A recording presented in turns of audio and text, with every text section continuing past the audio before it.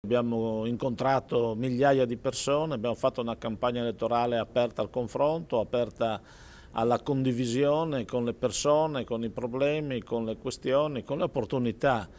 di una dimensione territoriale che deve essere rappresentata in Parlamento.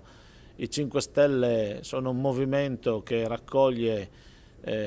non capiamo cosa se non quelle che sono populismi o quelle che sono proposte che spesso sono in contraddizione fra loro, che non hanno una linea, non hanno un percorso, non hanno un'appartenenza politica. Noi crediamo che